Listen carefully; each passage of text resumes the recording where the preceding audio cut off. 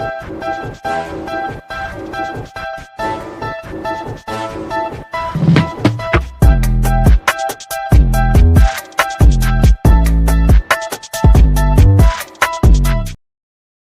everybody. Welcome to NLL Lacrosse Talk. I'm Gary Groob. With me this week, I have a special guest with me. I have Sean Gillies, who's the Ottawa Black Bears Director of Scouting and Player Development, as well as the Burlington Blaze GM. Sean, it's great to have you on the show. Hey, great to be here, Gary. Thanks for having me. First question we ask everybody always is, what made you pick up a stick? Yeah, for sure. So I started pretty young. I think I was just three and a half. So my dad was a hockey, lacrosse, and football guy out of Clarkson. And, back in those days, Mississauga was a big hotbed there. So, that's who kind of, got me into the game was my old man. What kept you in the game? Yeah, I was a hockey lacrosse guy all the way up, but I didn't start playing hockey till I was about 5.5, 6. I just enjoyed it. My early memories. I started in house league in Mississauga, and then Tyke 1. We were in Oakville. I was part of the Robbie McDougall. He was my coach all the way up, and we just had a great group of guys, and it was just something fun about it. Getting to the rink the summer. He made it very fun in those early years too, where. So just the whole thing, we got suited up all in we had those Jofa bubble helmets, those white ones. And, I remember we always looked really good. We had, matching sneakers and all that fun stuff. So it was just a really good group, and I just really enjoyed the game. I'm a little older than you, and I remember having the old Cooper helmet and the couple of pieces and the chin guard. And I remember those days well. Those are frightening now to think about it too.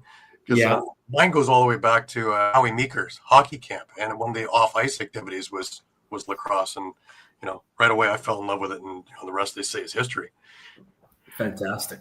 Who was really your first mentor that helped get you in the right direction?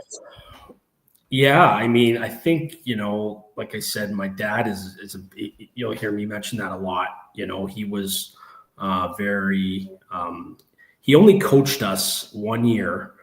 He had my brother's team, who's 3 years younger, and he coached him all the way up. But, very involved with lacrosse and the development. We were going to the Clarkson box because I lived right beside it, and then, me, him, and my brother would go there at least once a weekend, firing balls, and just, it was really a great bonding experience for that. And then, Robbie was a big part of that core group in '88, right? And Danny McRae, there's a whole list of guys that I'm still friends with, and we had a couple of coaches come in, like Courtney with Troy was in there for a bit too and had us, but we had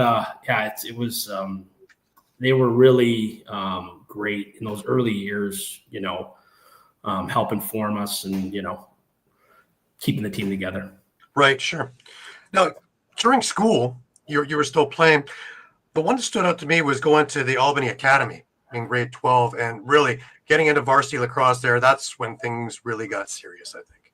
Yeah, so, there wasn't Edge Lacrosse and those other programs.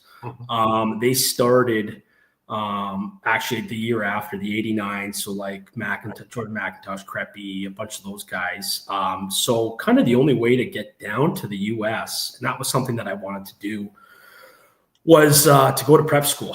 So that was something I looked at early in grade 9. I tried to look at it, and there was a couple teams or a couple schools. There was a team down in or school down in Philly that I looked at.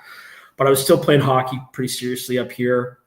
So, grade 12, I made a decision. Me and my folks, we got in a car and I went and I remember staying in like Red Roof Inns, and we went to all these schools, and, some of them, they were absolutely like the Hotchkiss school. And some of these were really next level. Ex-presidents went to, right? And I had to do different, applications and trying to see, what else do I do? I was pretty decent in school, so my marks were all right, but some of them were pretty impressive. And so I got into a couple, but again, the financial packages had to make sense too. So Albany was a good fit. It was a smaller school, and the dorm program only had about 18 people. It was mostly a day school. And within our dorm, so my two roommates were from Hamilton, both on the hockey team. And then we had like a 20-year-old from Ukraine, two guys from Serbia, Hong Kong, and there was like a royalty guy from Portugal.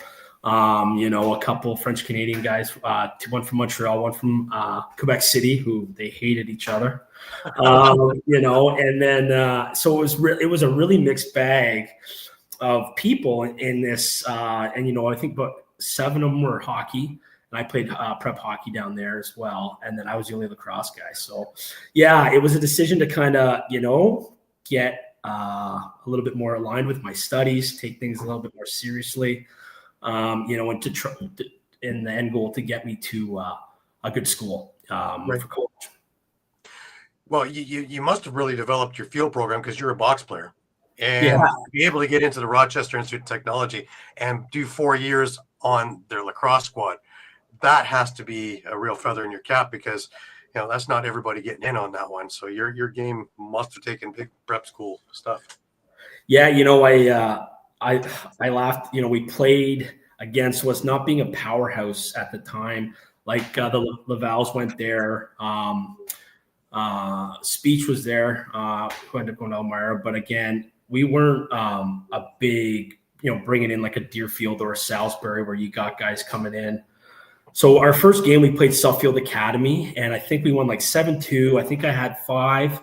And I'm like, this is great. I'm going to light this prep league up. And it was a very humbling experience, playing against these monsters where, we're getting beat 15-2, 15-3. And, so I had to go against some really, really tough competition. But a lot, hey, it was a great learning curve. It wasn't always fun. These long bus trips are going to different, but it helped me, go against the best and, improve, drastically in my field game. But yeah, I was primarily box player, right? We did a little field in the, once we got to Bantam, we started to do it in the spring. And then I played a little bit of under 19, but I was actually a pole when I was playing that one. At 16, 17, I was playing long pole.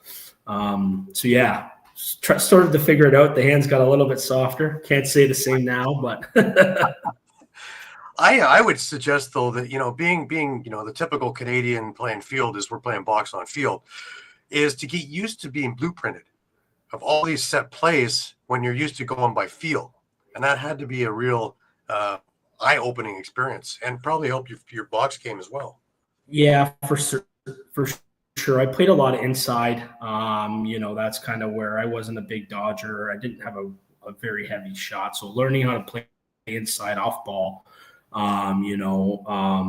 and getting in the middle and just catching and finishing right. That seemed to be, where I found success, and that carried with me to, RIT, where we played a typical, 1-3-1. I'll be the middle guy, or if we were or I might be the wing guy, but yeah, that definitely helped my off ball and my foot, my movement and stuff like that, recognizing that, trying to get around some big, nasty poles. So yeah, for sure. Let's go back a little bit into the Orangeville program where you played junior. Story program. What in your eyes, well, now obviously you're with Burlington, so that would be a bigger thing, but what in your eyes was so important about the Orangeville experience as opposed to some of the other ones like Brampton, like Peterborough, like Brooklyn or Whitby or all the rest of the stuff? What set Orangeville so far apart that they were so successful even to this day? Yeah, for sure. I mean, yeah, it's definitely, we've been going against each other now for the past 8 years as I've been coaching and GMing. But yeah, a lot of familiar faces, a lot of ex-coaches, ex-teammates on the other side of that. but yeah, my experience in Orangeville, I can't say enough about it. I left after playing my midget year in my first year with the Buzz. We fell short to Alora, who ended up winning the Founders that year.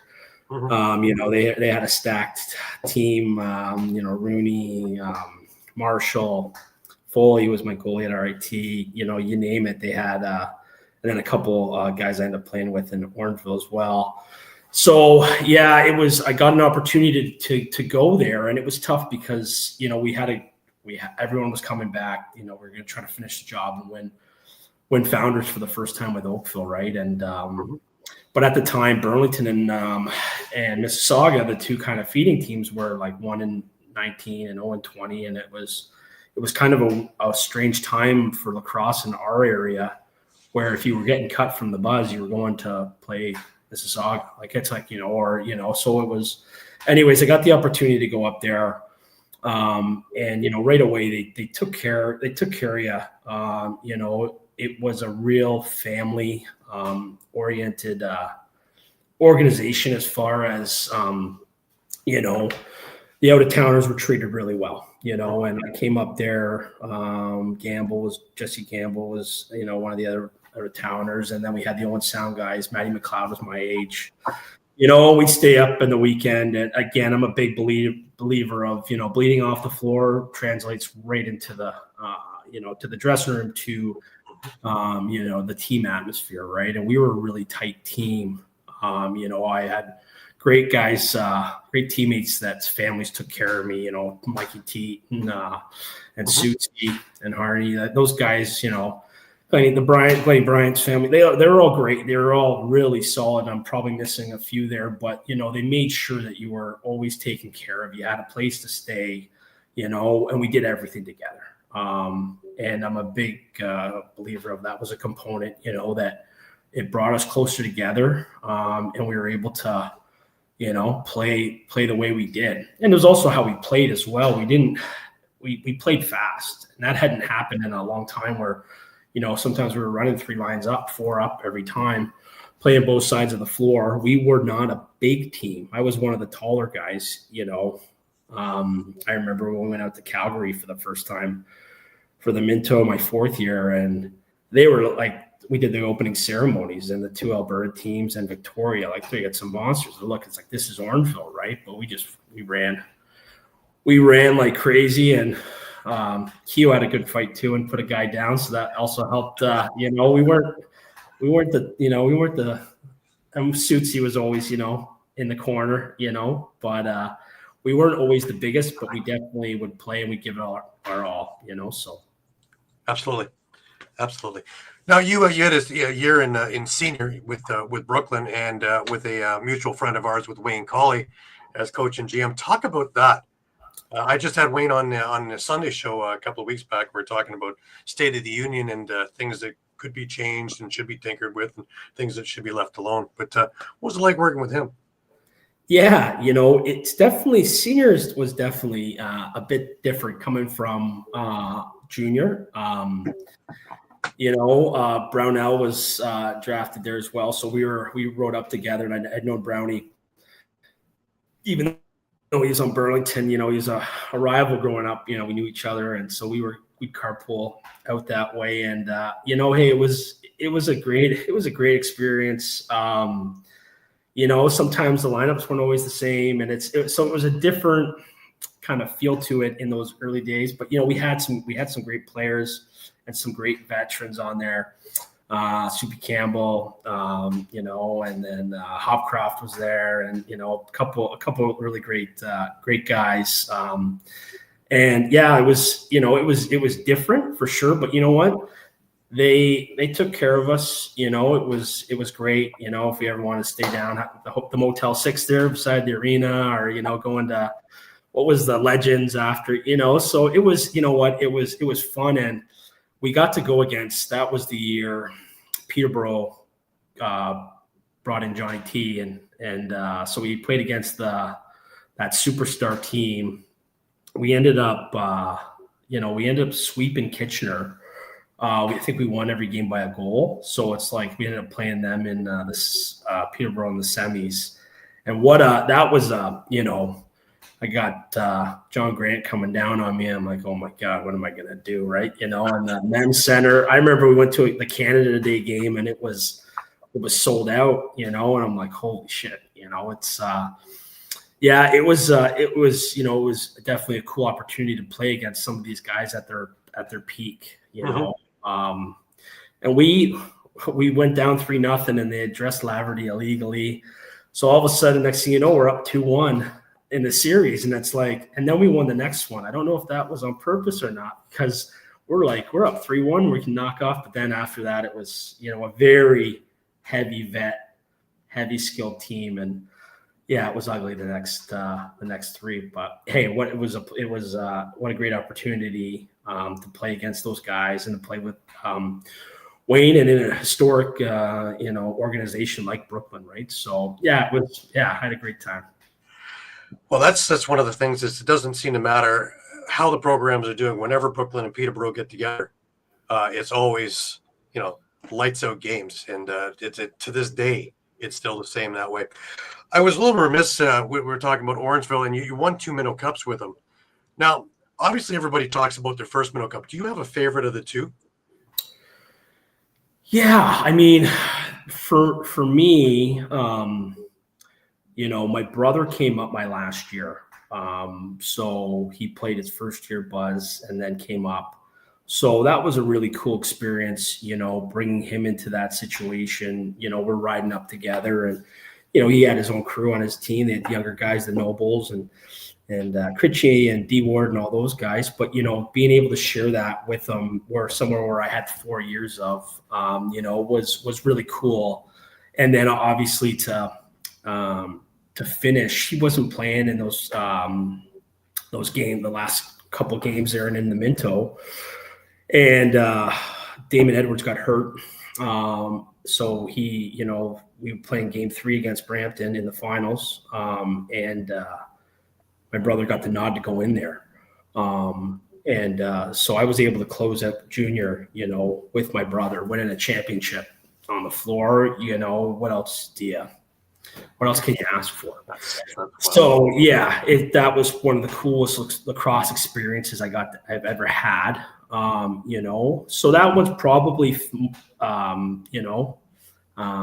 my favorite, but at the same time, Calgary was a lot of fun. The format back then was, we were there for 10 days. We only played 4 games because it was a round robin and it was a 1-game final. So you get a bye to the final. It was, that was going to Calgary and the whole experience. So we went out to like Lake Louise, and there's a funny picture of me, Cloudy and Keo in a canoe somewhere, but so it was, that whole thing, getting to travel, staying away because you don't get to do that much anymore in the junior A. We used to when Aquasasni was in, but and Ottawa was in my first year, but you don't really get that. You don't really go away, and you don't really, So that was definitely a cool experience as well. So they were both great, but I'd probably say the one with my brother was my favorite. Frank, welcome to the show. Sean, Frank Stanisci, my co-host. Hey, Sean, how you doing, bud? Hey, Frank, not too bad. How are you doing? Always love talking lacrosse, and I don't mind listening either. Listen, we were talking about this, and you spent a lot of time in Senior B. And let's talk a little bit about that, because between Can-Am and Rochester, Pinewood, also the Oakville Titans, remember the Titans? Yeah. Sean Ferris and I always joke a little bit about that one. And Yeah. So, I was drafted by Toronto. That was a tough lineup to crack. Didn't work out. Was running with Rochester, and it just so. I wanted to keep playing. I was staying down in Rochester after RIT. I had got my OPT, so I was working there, working for a bar, and just staying down there. So started playing for the Grey Wolves. It was, it was a fun experience. But we played on the roller court, like that sport court or whatever. So that was kind of challenging. The bounce shots were a little different there, and the Can-Am league was pretty pretty rough as well. There was, a couple really cool arenas, like Smoke and Joe's had the outdoor facility, but then there was a couple, there was a couple tough locations to go to. And so the lacrosse was, it was fun though. I was playing with a lot of guys, whether I played with RIT, playing with Sean Wilkins, who was coaching RIT at that time. Was a Burlington guy. And so, we had a lot of fun with it. And then once I left, I moved back home. We tried to put a team together again, bring back a bunch of the old Oakville guys that were, my age, a little younger, and kind of put together, try to get a run going. So my dad hopped on the bench as well. So that was fun. So it was him, Mark White's dad, Mike White, and then Alex Krepp in second, Nick, the Kreppy's dad, Tony, was on there too. So it was fun, and there was still that rule that you were allowed to play junior or senior A and senior B before they kind of got rid of that. So my brother played a bit. He was playing both. It was great. We fell short. It's tough to get out of Ontario from senior B. And it's really tough. So I did that for a little bit and then hung them up, and I think I retired probably 5 or 6 times. And then the last one was Pinewood Smoke. So we had the Candyman. There was a lot of older vets on that team. Right. And Wilkie, and it was run by a motorcycle gang. So we had a good. My brother came up and played in that too. So we made a good go out of that. We tried. We lost in the finals to the Native Sons, who were pretty stacked. And I think that was the second or third time I tried to call it quits. But again, really cool getting to play with my brother again. There was a lot of St. Catharines guys that I played with in the Lock Monsters on that team. Dan Williams and a bunch of other guys. So it was a lot of fun. Bounced around a little bit in senior B, but like I said, it was a great experience. For sure.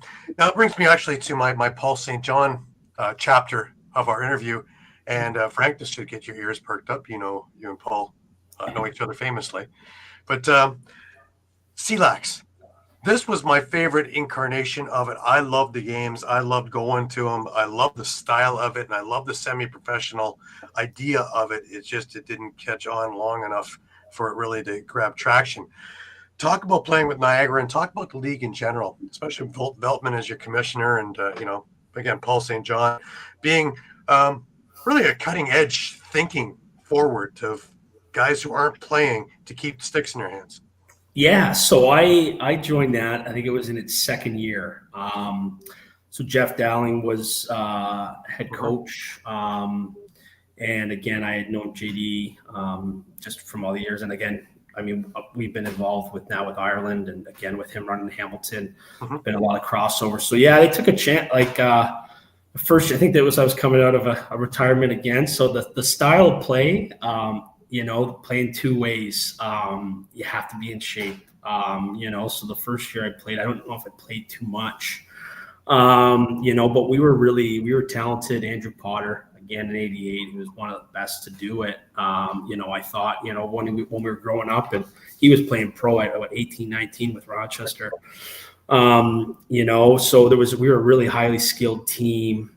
Fowler was another big contributor, but Dan Williams and again, we had a lot of the Niagara and the Lake St. Catharines guys, Lordy, so it was, Favero was our captain. So it was a cool experience to get. They took a chance on me again. I didn't play a whole lot the first year in it, getting back in shape and getting adjusted back to that 2 ways, but it was a great style of play. It was, you couldn't be a liability. You had to it was fast. You had to be talented on both sides of the floor. So it was a really fast-paced game, and so I really enjoyed it. And then the second year came back, I was playing it, and Yeah, we ended up winning it. So it was great. It was really cool experience. Again, that St. Catharines group is really a tight core. And I was friends with Potter and a few of the guys prior. And, they welcomed me in there. Very similar, again, how we were in Oakville, how we were in Orangeville, the crew that we had at RIT, really big family, right? And, we hang out on and off the floor, for better or for worse, but it made it a really fun group, and it doesn't always happen now with, with senior and, stuff like that, right? You get guys from all over. So, I'm a big believer that we try to, whatever we're doing, we like to make a family and everyone gets along, and it seems to win success. That recipe seems to work. Absolutely. Now, you also were with Paul with the ALL, both as a player and as a coach. With Toronto. Talk about that. I've had a lot of guys on there, a lot of guys who've gone through there and actually made it into the NLL and swearing by the program. I, being the media guy for them, I swear by it myself. I think it teaches someone how to become a pro and stay a pro, and on and off the floor. Yeah. So I got involved. I think this was this is the last time I came out of retirement. But Blaine McCauley, again, guy that I've known, I was battling against when he was in Halton, and my dad, and then, but we don't, we've always got along. So he took a chance, and we had a really cool group of guys when he took over the Toronto team. A lot of Halton, Orangeville, and then sprinkled in a little Mimico, a little Brampton and Oakville. And somehow it all worked. There was a lot of bad blood in that over the years. I mean, if you told us we were all 20 getting together, it wouldn't have worked. Right. Yeah, it was great. Again, we were playing some big arenas too. So the floors were big, and then, we fell short. I remember the first year we lost, was the Outlaw. McMichael scored one. I always see him reposting that, drives me crazy. I'm joking, but yeah, it was against the Outlaws, and it was when you had to play first and second got the bye to the semis. So we played Friday against a Rochester team or not Rochester, it was Six Nations, but a bunch of Rochester guys got reclassed, and we won that, and then we won Saturday, and Sunday we just fell short. But it was a really cool product. And again, I'm a believer in it as well. Been involved with it. Even up to last year, I was still helping out with the guys in Toronto. And it's, I think we've had 5 or 6 goalies go since I was playing in that. But yeah, it's a great league. If there was more teams, there would be more.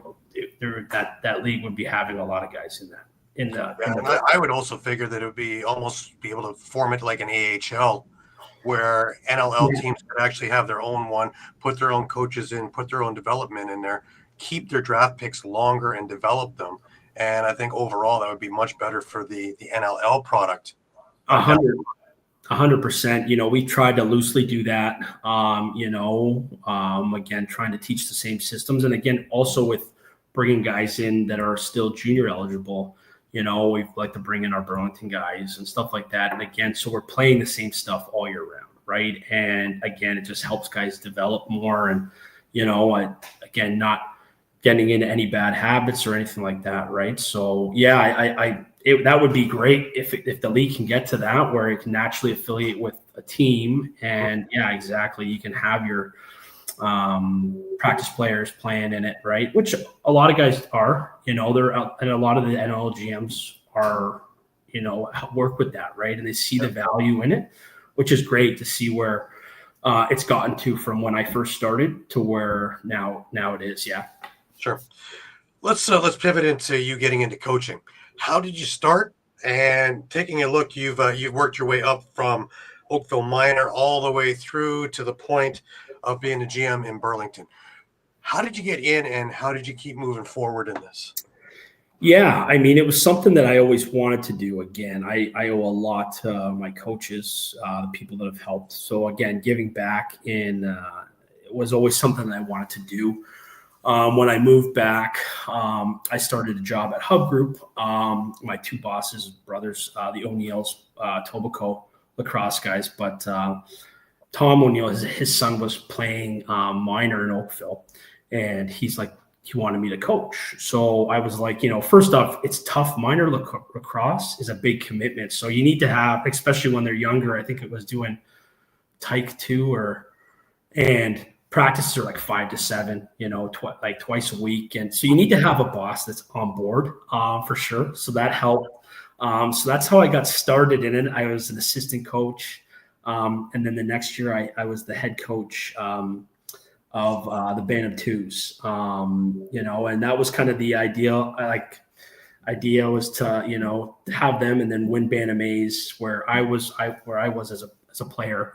And that was the first 8 championship that Oakville's ever won. So kind of do a full circle, but again, giving back like my dad had been doing for all this. My mom was always involved on the finance side, whether she's a treasurer or all that, she was involved as well. So, it just felt natural. And again, I owe the sport of lacrosse a lot, of my, help me get my education, my job, everything. Right. So coaching is just a natural, way for help me give back.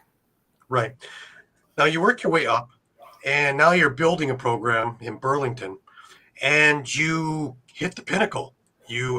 I loved the extra moves to get Deacon Knott and a few other people near the end there. That was what put you over, I think. And what a dominating performance. You took an Orangeville team, this had to feel great, who looked like they were going to win it all and put them to the side and won it yourselves.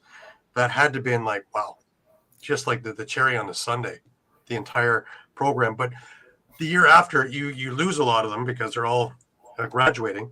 And now you have to rebuild the program. And again, you're back at it. Let's talk about winning the Minto Cup and then about looking for what you're looking for in redevelopment. Yeah. I mean, when me and Danny came over, we went and coached the Buzz in Junior B and then lost to the Green Gales in Game 5. And my dad had taken over Burlington as the GM. So the next year, me and Dan and Cammy Watts was there as well. He was our D-side goalie coach. So the three of us came over. And I mean, the expectation was always to try to get there and to win, right? That was always, we've never tried to do something and not do that, right? So the first year we were there, we finished 5th, lost to Whitby. And then the next year, we made a historical finish, first in the league, and then made another historical finish, losing to the Beaches. So set 2 records for our organization that year. And then the year after that, 2019, finishing second, a point behind Orangeville. My dad still is GM. We brought in Hutchie and a couple moves that just fell short. So it was never, the one thing was, we won. It was a fluke. We were close, and we just never gotten that. We're not going to get that recognition until we win. But again, we were, 2 years prior, we were freaking first place. We just, we made mistakes in playoffs. And then 2019, we lost to a great Orangeville team. I think it was tough. We had 2 of those games were OT losses, and the other one was a 1-goal game. So again, being so close, but they're better. Some of their better players were better than ours, and they had the Nepean affiliation, gave them some horses. So when COVID happened, my dad stepped back, and then I came into it, and we, again, having to make moves is, bringing the horses in. It takes an army to get it done. You need to have the legs, and also you need to have a lot of things work for you. And I find you give yourself enough chances, for things to happen. And then that's kind of what happened, the year we won. The year before that, I thought we were short a lefty. We lost the Beaches in Game 5 to go to the Minto. And the following year, affiliating with, Nepean. And then losing to Akwesasne was definitely one of those things that was like, okay, that's great. We brought in, and then bringing in a couple. So we brought in all new goalies, right? Brought in Pep, but then obviously bringing Deacon Knott and then TK. And then, a few moves early to help us kind of get over the hump and win some of those games that, those early games help. And, Knock, Deacon Knock, or sorry, Knock, Tasse, Wales, all those, Pro, we brought in a bunch, and we were able to make adjustments in that series against Orangeville that allowed us to kind of keep moving forward. And then we just kept the foot on the gas the whole way. And yeah, it was really great experience, right? Kind of wanted to finish what my dad had started and that we got so close to do. And again, went in with our staff that we have. Again, we're a big believer of, like how all the teams I've been a part of, all my best buddies on the staff, right? And pretty much all of us went to RIT, again, for better, for worse, we all play masters together, and, we hang out a lot, we talk lacrosse a lot. And I think that was a big, reason, able to push us over the top. Right. But they say you are into rebuilding, because you lose a bunch of them to the NLL, you lose a bunch of them after they've graduated, and you're in that boat again. But now, what are you looking for as a GM to rebuild this program? Yeah. So, I mean, the year after, I think we lost, I think it was 11 or 12. And then, we lost to St. Kitts. That was a team that I thought we ran out of runway getting there. So again, we tried to go again. Right. So we lost 13 that year as well. So last year coming into it, we used 38, 39 guys this season. So it was a very challenging year with injuries. We had about 8 guys that weren't able to play. Again, whether it was injuries or one or game in, or, so it was, and it was really tough on our affiliates too, where we had to lean on Owen Sound and Hamilton again with so many injuries. I think like I said, as far as rebuilding, this was the first year we ever moved guys. Like, I'm not saying moving more than one guy at a deadline, right? I thought what we brought in was a lot of nice pieces. We finished our last 2 games strong, beating Mimico and then Nations versus a team that needed to win that for second place. Yeah. And, so I really like what we got for this year, right? As far as, we got a lot of 3rd, 4th with a couple 5th-year guys. And that's kind of what we wanted to do with it. Again, I didn't like having to move guys. It's not a position I'd like to be in, but I think we've set ourselves up to be very competitive this year and to have a goal. So, got a lot of guys with years, a lot of good talent, and like I said, it takes an army. I figured that out this last year with having to use 38 guys. I think we're set up for success, and we're well prepared to get going in the summer. What did you learn in Orangeville that helped in Burlington? Yeah, so the importance of teamwork and camaraderie, and also being able to, like, we had a lot of threats, which was big, right? Again, we had a couple of heavier scores like Adam Jones, and Nobes was just getting going, Jeremy Noble. But again, we had a lot of guys that were all 20, 25 goal scorers, right? And there was a lot of them, right? And that allowed, mitigating risk on that side for your offense to produce, right? Because when you have so many different threats, you play fast. We scored a lot in transition.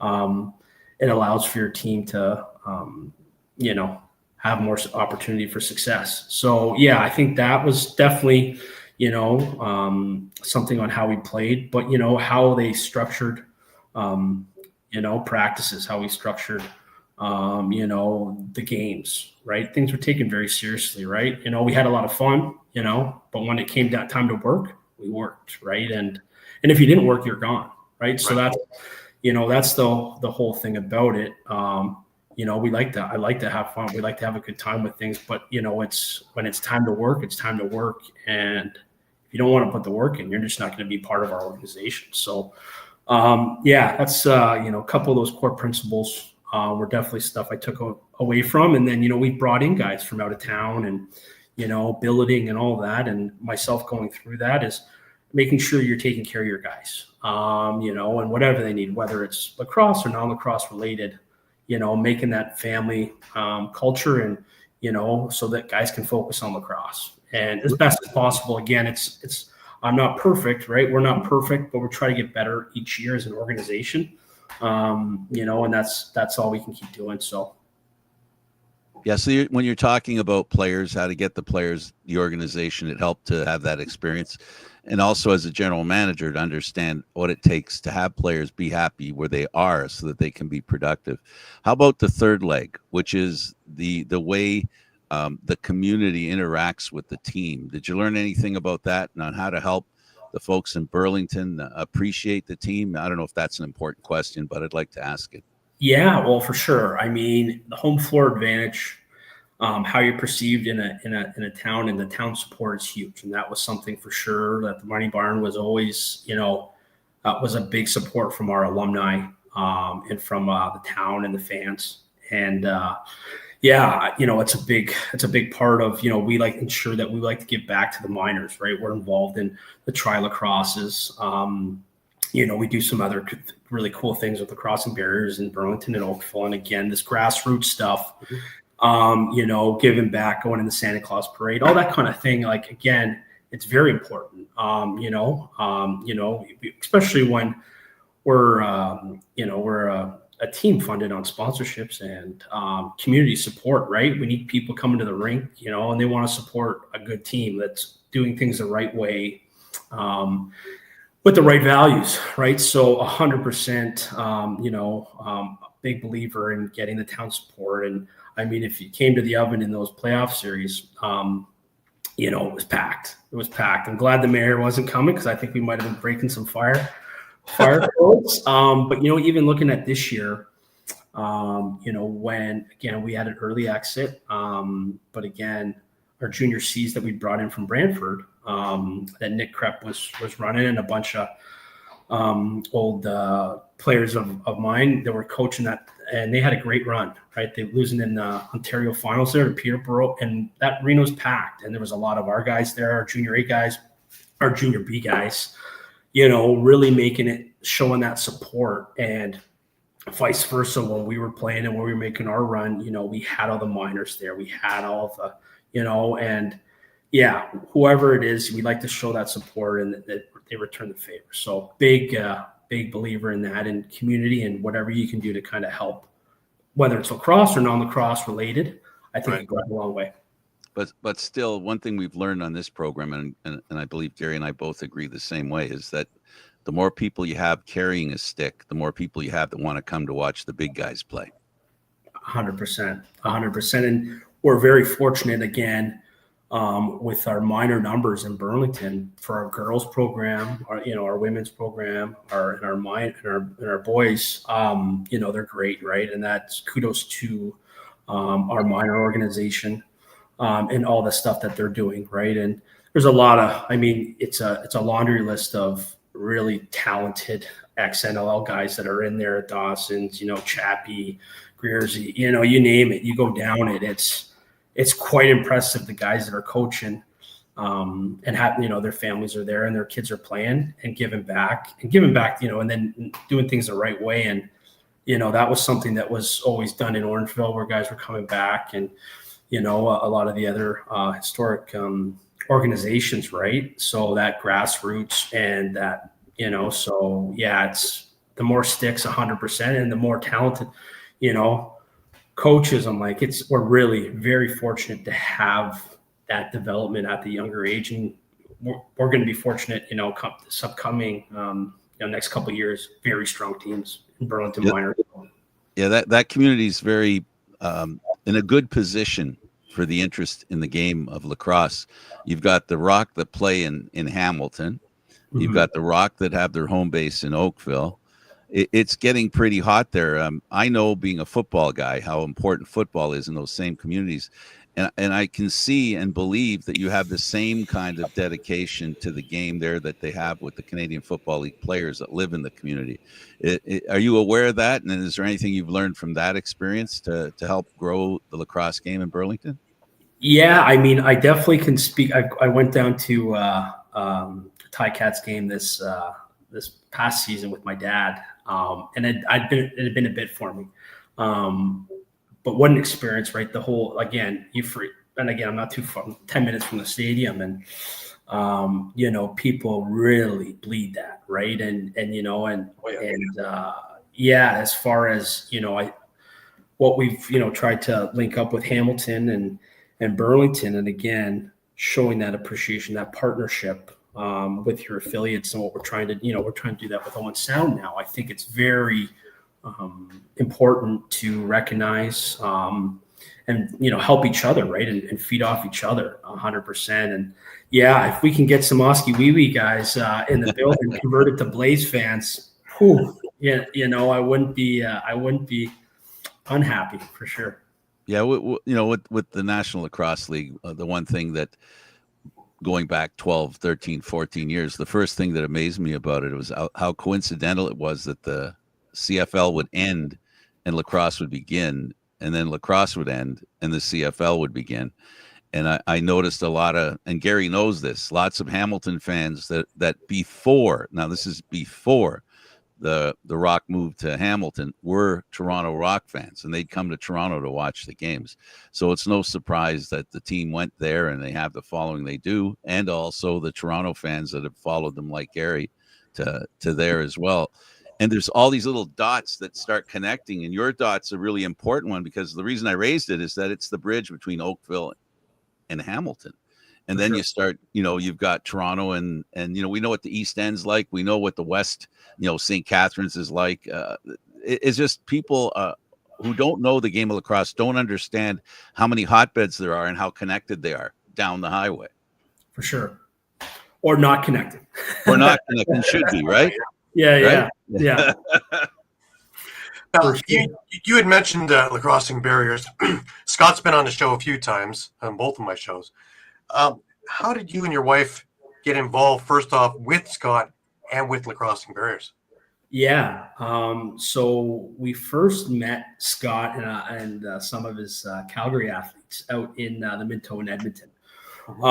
There was a couple of guys, our players, like Will McLeod and them, that they were chatting. Anyways, so that's where we got to meet a bunch of the players and Scott for the first time, and had great conversations with them. We loved the guys. They were rooting for us, which was great. So we kept in contact, and he was coming to Ontario to do kind of a try, like lacrosse, and one of the sessions was at the track, and reached out. He said, "Hey, do you want to help out?" I'm like, "For sure."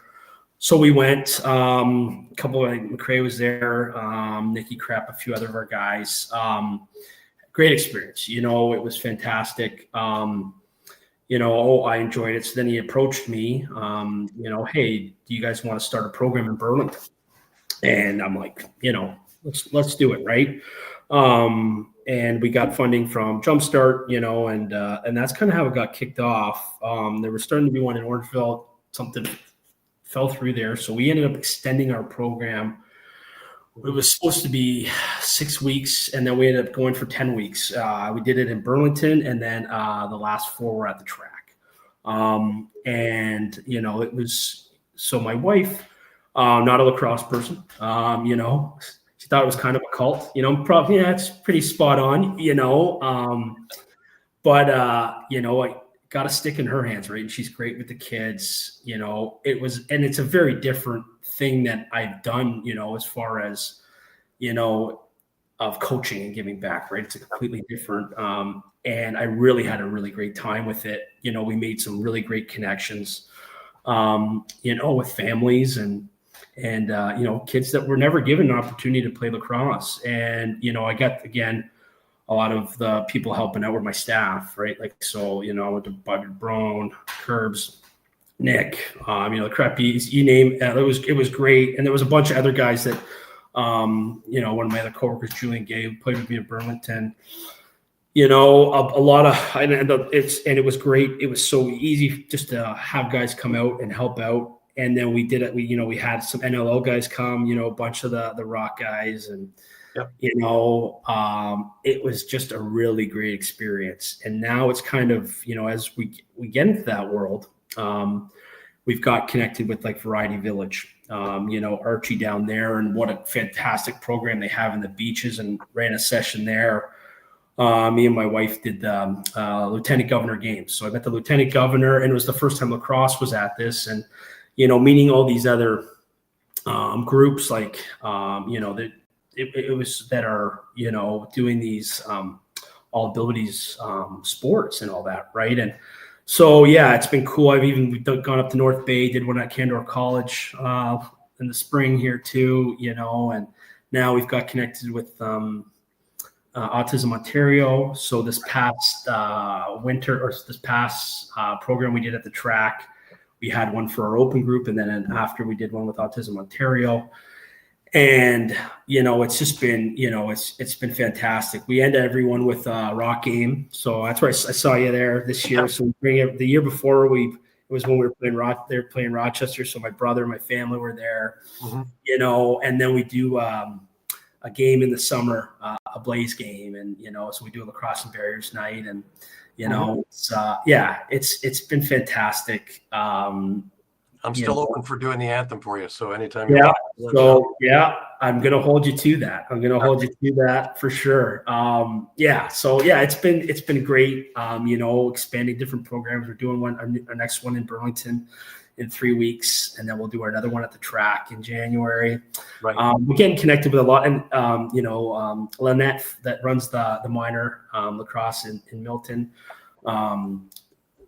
Working with her group homes, and so it's such a range of people we've been connected to, all ages, and it's been great. But lacrosse, and again, we do skills and drills, but we do fun games, and it's just a really great. It's been really refreshing, as far as there's no hidden agendas, there's no we're just out there having a good time with sticks in our hands, and just really makes you value what lacrosse is really about. There's no politics, there's no bullshit. Right. It's just, let's have some fun, and see how many times I can get hit with a ball, but Nice. Yeah, it's a lot of fun. How can viewers get involved, support what you're doing? Yeah. So, reaching out to Scott, he helps facilitate, and then when there's different programs in Ontario, he kind of brings me in, but to drop Scott's info would be the, or you can reach out to me directly as well. Right. And I got no problem putting my contact info Sure. out. So yeah, that's no problem, but yeah, happy to have a conversation, a call. If anyone that wants to get involved, there's new programs that are coming in across Ontario. So it's not just in, Burlington, Oakville area. There's a lot of new ones that are on the horizon here. And then across the country as well. So yeah, I'm just a small cog in the wheel, just trying to, help out where I can, but it's really cool what Scott is spearheading. Just really fortunate that I'm able to, be a part of that and share that with my wife. Absolutely. Well, just keep us in a loop, and we will help promote it for you as well. So this brings us over to scouting. You originally did some scouting for Colorado as an Eastern scout for the NLL. You were just named Director of Scouting and Player Development with the Ottawa Black Bears. Congratulations. Thank you. Talk about what goes in what you're looking for scouting for NLL, but B, now you're looking at player development also, and you're the director, you're the head guy of this thing. How did this come about?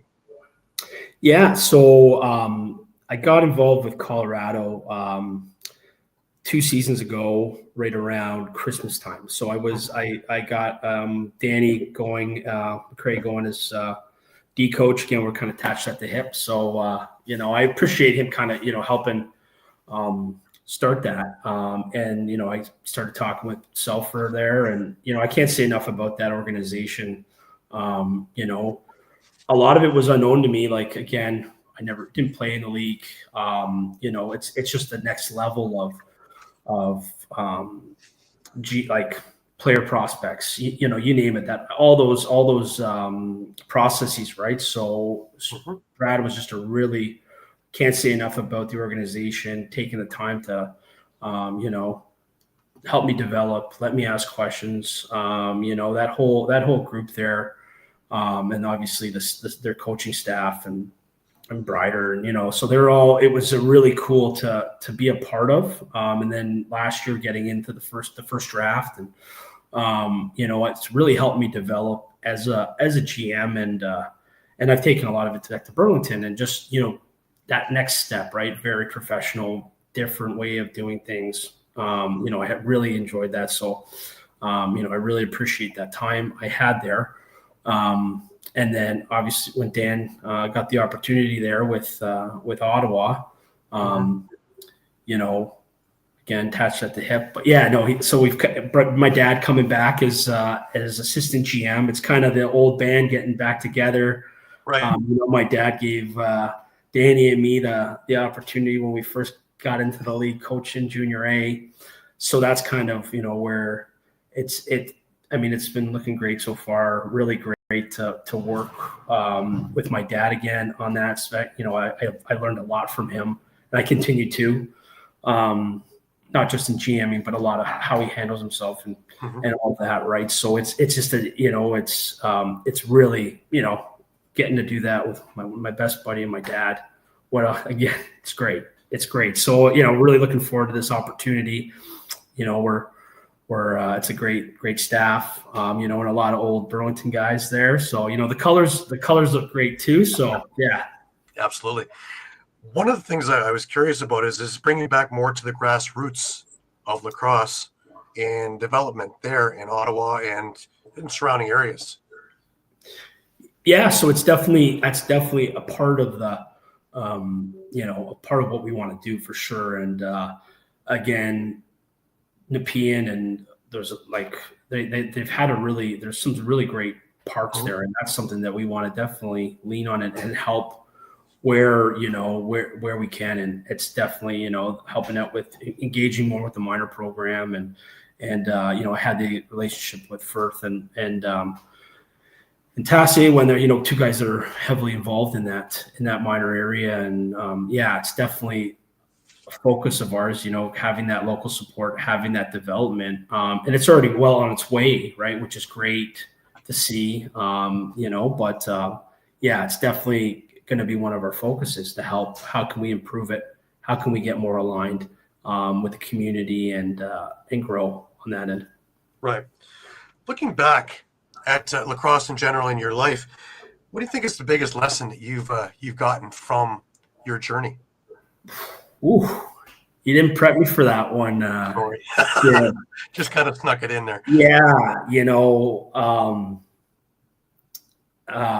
family. The biggest thing is the relationships. What the sport does and bringing people together, and helping people out, like in so many different aspects of their life. It's helped keep me guided, and again, it's opened the doors up since I was a kid to, new opportunities, education, again, my jobs, you name it, right? My family, the sport's given so much, and I think the sport can give so much to people, and it doesn't need to be just on the floor. All the people, like lacrosse is so much bigger than just the players, guys like yourself and guys like, it's such a great community. And that's the biggest thing that's taught me is, just to, do things the right way, surround yourself with good people and good things happen. And it's not always about winning either. And that's a hard one, and Lacrosse and Barriers is something that's kind of helped reset that for me, where it's just not about winning. And, there's so many good stories, and these guys that we've gotten privileged that still call me coach, and these guys are, 25, 26 now, and helping guys get down to school and helping guys, get to that next level. even though we didn't, win this summer, it's like, well, it was really cool. Our draft, we had a lot of guys up there, from our programs, and there's a lot of ways to win other than the scoreboard. That's probably another thing. There's a lot of things to be proud of. So yeah, hopefully that answered it. Absolutely. Are you enthused with, I know you've gone out to the Rubeski tournament with me, with the Gales. Are you enthused about what you're seeing European-wise and all these teams? Because every year I go out there, and I've been doing it for a number of years now, every year it's elevated itself more and more and more. And getting a relationship with the NBLL commissioner, Adam Serpon, I get a bigger idea that they have an 80-game season. They have an all-star game. They have all these things that they're doing to really try and elevate and bring them that North America starts noticing, kind of like hockey. We're a little bit behind that way, but it's in that direction. Yeah. So, that was a bucket list thing for me, and getting involved, Jeff Dowling's brought me in with Ireland, and that's just been such a cool experience, and getting the opportunity to go over there and coach, which allowed me to then play in that with the Gales. It was a great experience. Yeah. Some of those European teams, we've brought two over, right? We have two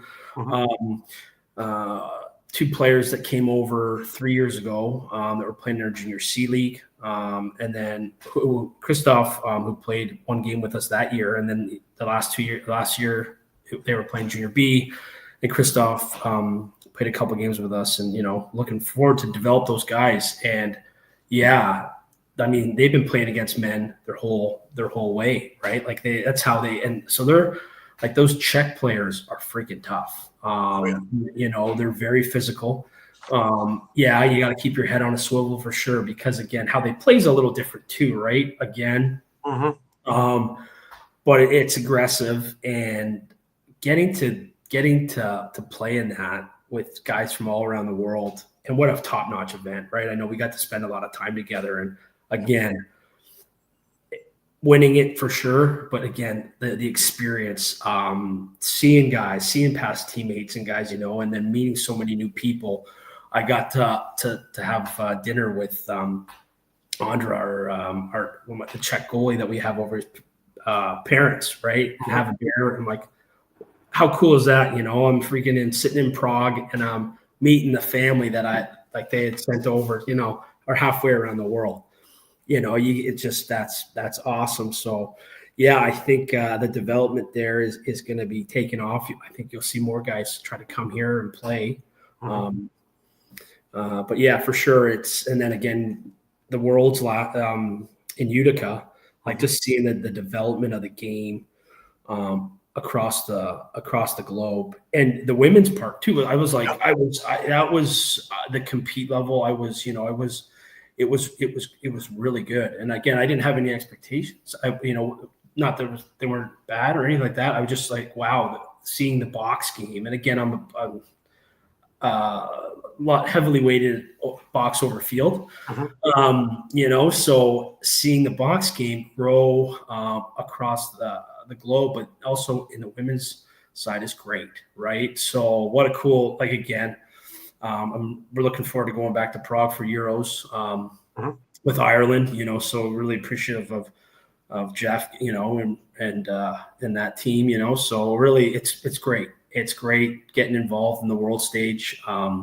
So yeah, and then being able to play in that tournament was, well, what a treat. And I don't know if I'll be able to ever go play it again, I don't know, but I'm definitely looking forward to going back and coaching for sure. Absolutely. And never say never. That's it. Yeah. There'll still be time for one more comeback, maybe. Who knows? I think so. We had so much fun, might as well keep doing it. We'll find a way. Finally, advice for young kids who are trying to get up there and chase their dreams. Yeah, I mean, you know what? It's not a sprint. It takes time. Sometimes it does. Guys don't figure it out. Again, you just want to put yourself in a situation where, you're having fun with it, and that you like the group, you like what you're doing, you know. Again, sometimes guys get discouraged when they don't get results right away. Guys I've seen, I mean, over the years, I've seen guys now, oh, I should have been playing junior A. They don't go, or, you know, they don't. You know, try to respect the process and ask as many questions, you know, but just don't be discouraged if things don't work out the first time. You know, there's a lot of stories. And I've had these conversations with, like we do talks with our guys coming out of midget and all of that. Like, you know, Ryan Smith's story, you know, again, one of the best guys I've ever got to coach, you know, very fortunate I got to coach him. You know, I had him in B and then 2 years in A, but he started in junior C, right? Again, it's like, and there's a lot of guys in that story. You know, Bush did the same thing. You know, there's guys that have stuck with it. And then there's guys that, you know, that have only played B and then end up making it. So, you know, don't be discouraged if you're not making D1 or you're not the guy. You know, if you put the work in and if that's what you want to do, then, you know, keep pushing on, right? Don't be discouraged. So that's pretty much the message. And just keep playing too, right? Again, it's not all about playing on that top team, or I've had a lot of great experiences with every different level, you know? So like I said, just keep playing. Right. Well, Sean, it's been a pleasure having you on. Just your journey from player to leader, now someone who's helping to grow the sport at every level, just really captures what makes lacrosse so special. Thanks for everything you've done for the game and for joining us today. Really appreciate it. Yeah, well, thanks for having me, Gary. It's always a pleasure to chat, you know, so looking forward to the next one. Absolutely. And don't forget, yeah, I'm in for the anthems with you. Love it. All right. Thanks again, sir. Thank you. And remember, check in with us every Thursday at 4 p.m. for NLL Lacrosse Talk, seen live here and on Stream Punk Entertainment Network. Until next week, guys, have a great week. Remember, keep your sticks high, keep your spirits higher. Take care. That's good.